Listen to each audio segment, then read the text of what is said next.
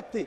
आज इस युग में जब हम यहाँ से कोई ट्रांजैक्शन कर सकते हैं, टिकट बुक कर सकते हैं, क्या इलेक्शन कमीशन ऑफ इंडिया कोई ऐसी ऐप नहीं डेवलप कर सकता कि किसका वोट काटा जा रहा है, किसका बन रहा है?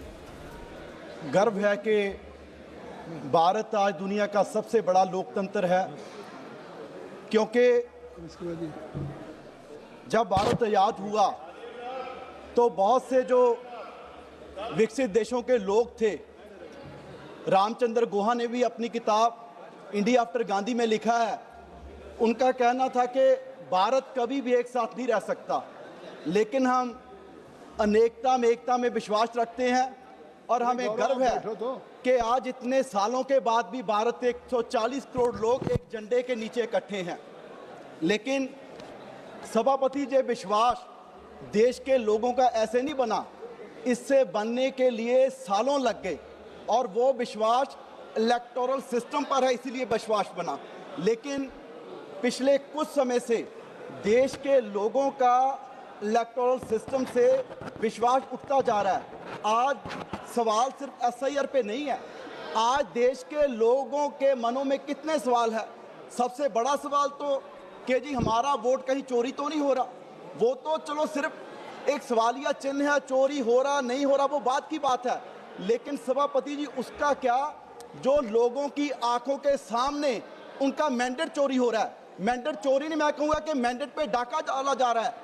कर्नाटका से शुरू हुए, आप पिछले 10 साल का बीजेपी का उठा के देख लीजिए।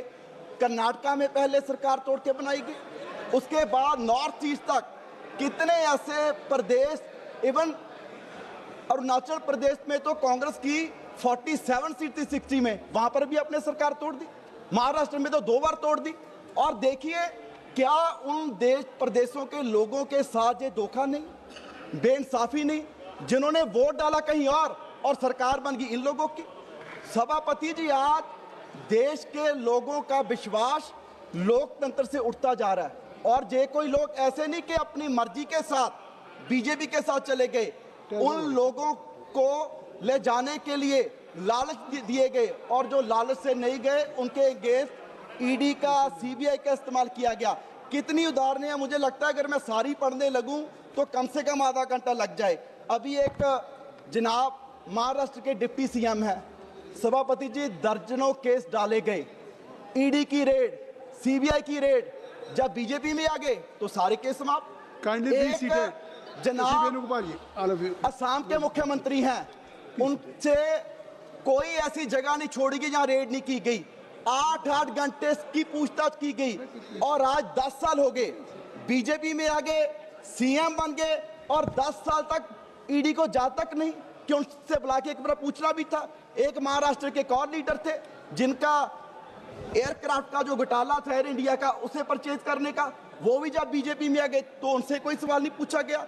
सो आज सबसे बड़ा सवाल देश के लोगों का यही है कि जो हम मैंडेट भी प्रदेश में दे रहे हैं वो मैंडेट भी इनकी तरफ जा रहा है। सो सभापति जी, आज ये सवाल नहीं कि इलेक्शन से हम अपनी सरकारें चुनते हैं, इलेक्शन तो पाकिस्तान में भी हो रहा है, इलेक्शन तो नेपाल में भी हो रहा है, लेकिन वहां पर जो सिस्टम बन गया वो इसलिए बना क्योंकि वहां के देश के लोगों का, वहां के जो इंस्टीट्यूशंस हैं उनमें से भरोसा उठ गया। तो आज जरूरत है कि हमारे जो इंस्टीट्यूशंस हैं, जो हमारा इलेक्शन कमीशन है, उस पे देश के लोगों का विश्वास खत्म हो रहा है, वो विश्वास जो बनना चाहिए। नहीं, हम भी उन देशों की तरफ है जो बढ़ रहे हैं। और सिर्फ यहीं तक नहीं, क्योंकि पीछे दिल्ली की इलेक्शन थी, चलो कहीं तो आपने जोड़ तोड़ करके सरकार बना ली, ईडी से, सीबीआई से, एसआईआर तो उसके बाद में आया। आप देखिए, मैं आपको डाटा बता रहा हूं इस सदन में कि दिल्ली में 2020 में जो टोटल नंबर ऑफ वोटर्स थे वो 1,46,92,136 और 2024 में 1,47,18,119।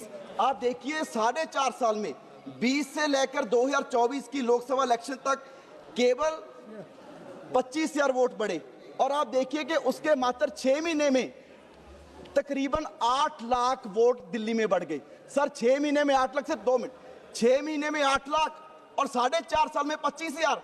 और सर दिल्ली में कम से कम 40 ऐसी विधानसभा की सीट थी जहां जो मार्जिन है, जितने वोट नए दिल्ली में बनाए गए उससे कम मार्जिन से आम आदमी पार्टी हारी। सर नई दिल्ली में वोट सिर्फ बढ़ाए नहीं, नई दिल्ली में 40,000 वोट काटे गए जहां सिर्फ हम 4,000 वोट से हारे।